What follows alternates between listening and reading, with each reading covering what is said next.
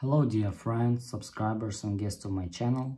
In this video I want to show and tell you how to lock WhatsApp on iPhone with Face ID. Please put your like, subscribe to my channel and share this video with your friends. Let's get started. So, first we need to go to WhatsApp. After that we need to go to settings and here click privacy.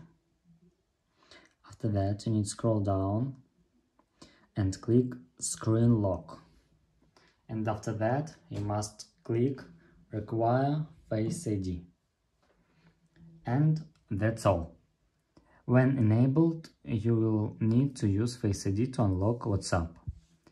This is a very easy way to do. If you enjoyed this video and found it helpful, please put your like, subscribe to my channel and share this video with your friends. Bye bye everyone.